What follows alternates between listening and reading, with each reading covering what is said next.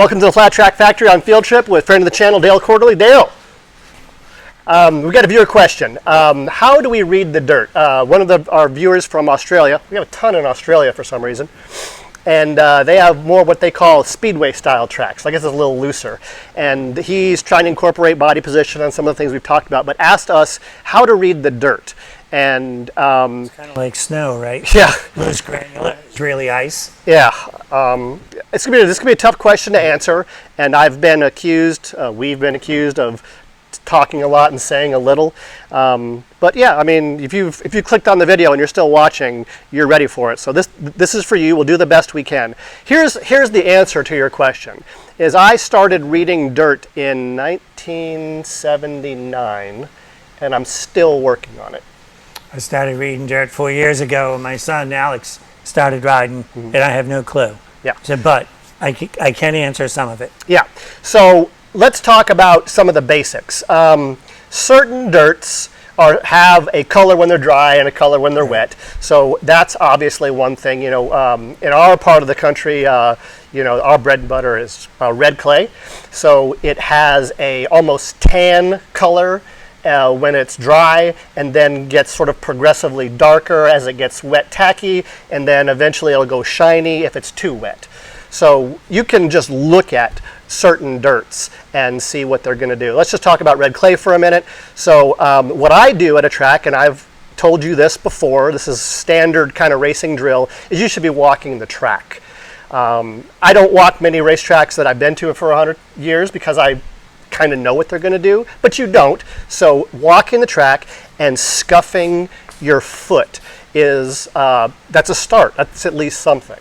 But it's not just walking the racetrack. It's going way down on the bottom, right? Yeah. The bottom cushion, moving up a little, and then walking 4 feet to your right, because even if a track's flat, it's angled one way or the other, right? So the water has a tendency to run up or run down, and there's a couple of racetracks we run that when we first get there, you cannot come off a two to save your life, right? The track just crowns over right there, and it's right where you go, and you go from decent traction to zero traction to decent traction again, right? Yeah, because and that's not even the dirt as much as it is the shape of the track. So you're definitely learning something else, and that's another story, probably too complicated for this.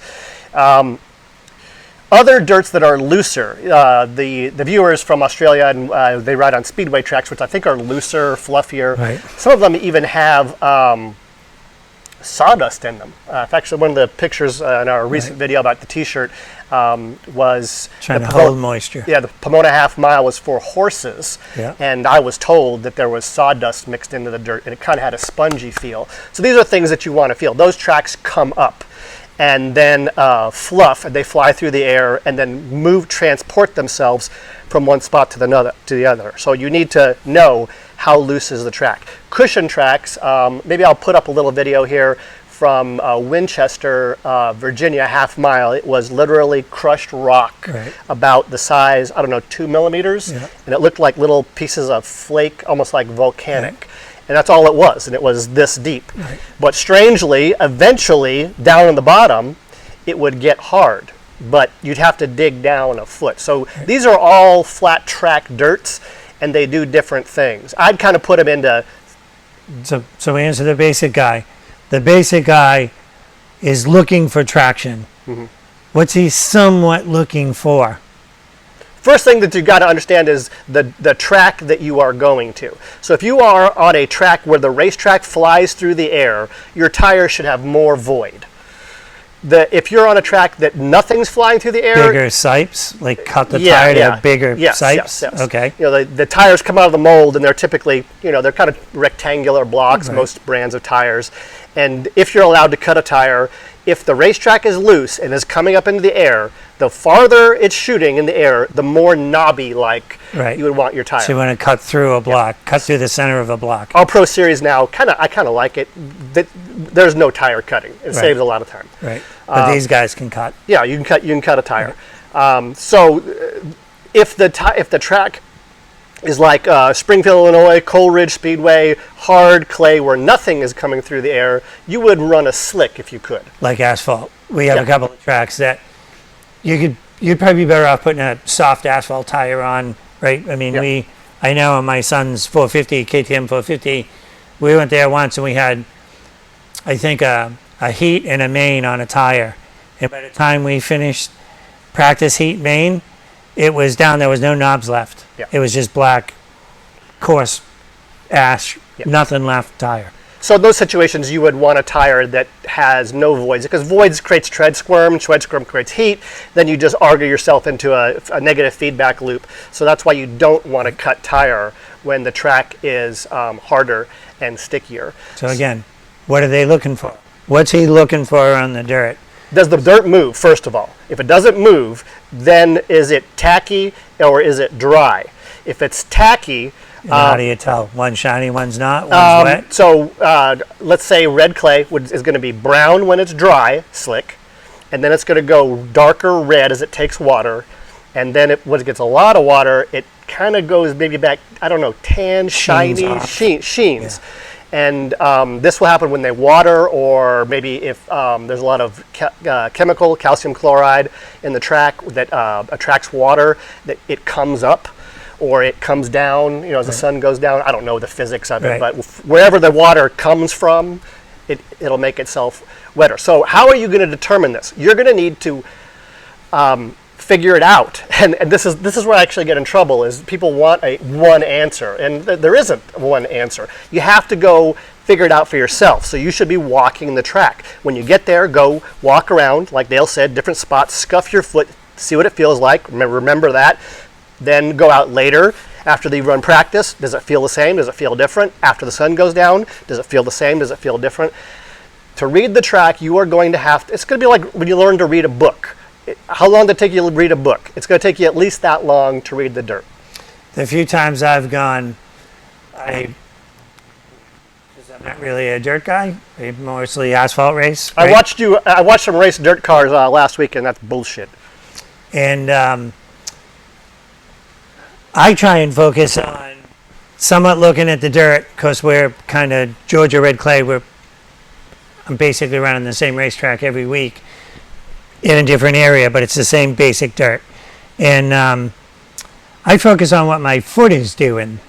That if my foot is starting to drag behind me, then I can't really put a lot of load on my foot, then I know, don't forget, you have the motorcycle laid over, so your foot's here, but the tires are over here.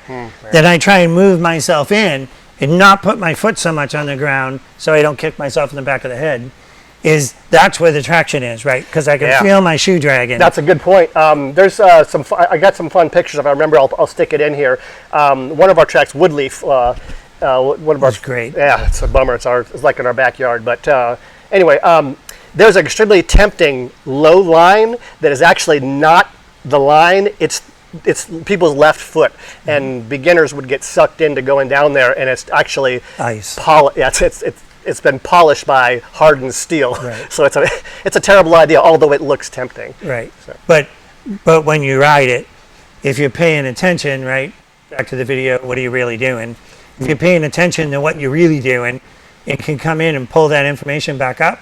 You realize when you're riding and your foot hits that, even your foots go, like all of a sudden the tension just goes off your foot and your toe goes out from underneath you, that you realize that, oh man, I gotta stay away from that spot, I'll die over there, right? I know to you it sounds funny because you're a pro, but on my end, because I'm an amateur and I really don't know how to read the dirt, I started doing it by what my foot's doing, right? And living by it. That's fine. Does that make sense? Cool thing about riding a motorcycle is there's not one way to do it. Right. I think that's probably too much information already, but unfortunately, I can't tell you how to read dirt, and I'm not convinced that anybody can. Maybe somebody can, but I've never met anybody that knows any more about it than I do, and it's taken me a long time to get there, and I still walk the track because I don't know. Am I right? I mean, it sort of looks like that, but they sort of kind of look the same to me. And it's going to change throughout the night. I know I'm not a dirt guy, but between all the racing that I do and I'm involved in, I have national number of guys all over the country, from Craftsman Truck, Xfinity Series, AFT flat track stuff, 450 stuff, the Pro Twin stuff, call me on Monday, Tuesday, Wednesday, and ask me information that on a regular basis.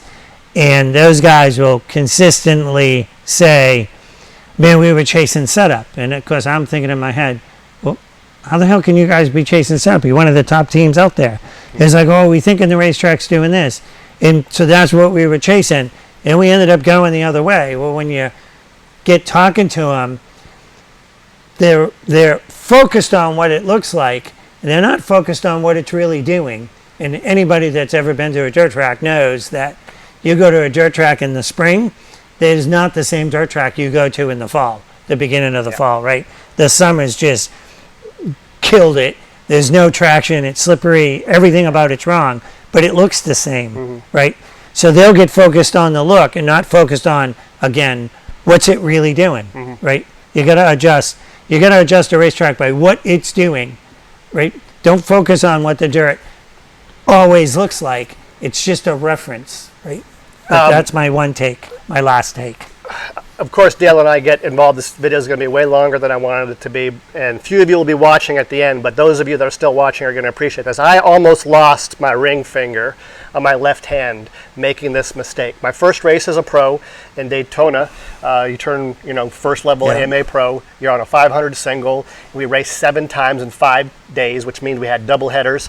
We raced at Jacksonville Half Mile, which was one of the last oiled half miles. Yeah. You been there? Yes. Well, I'm not riding, but I've been there. Okay. So this was when I was but a wee lad just out of high school, and the track still had remnants of oil in it. And it was in the day hot as balls, and it was sticky. And I won that race. Actually, we raced Devil's Bowl on the way down, but it was my first pro win, and I was really pumped. Night show. Go out there, go down the back straight, a big, real half mile, D-shaped into 3, and just like I'd been doing in the day, we're only on a 500 single, which is kind of anemic, wide open, just like I do, pitch the bike in, and then shut the gas off, and next thing I know, I am off of the track on the cases, flying up over 3, and I didn't know this, but they'd been throwing race car tires over there for decades, and I disappeared into those tires. I thought I was dead. When I opened my eyes, I couldn't see anything. And they pulled me out, and I had arterial blood flying everywhere. So it's the same dirt, the same day. What happened? The sun went down, and I might as well been on Mars. So did I walk the track that day? I bet you I didn't. And this is why I'm telling you such a long story, because I've been screwing this up for 30 years. But it's back to the average guy watching the video is going to phase himself into a lap, right? Not go out balls to the wall. Well, yeah, I should have done that either. If he just paid attention to what his hands are doing and his foot is doing, he'd have a handle on it pretty quick. Well, most of our viewers are probably smarter than either one of us. That's obviously without saying. You didn't even need to say that. They know that. Well, I didn't know if they knew that we knew that. We knew. All right, guys. So that's it. Go out there, scuff the track, start a notebook. Writing stuff down never hurts. I still have notes from Springfield in 1991, and they helped me last weekend with him. So anyway, thanks for watching.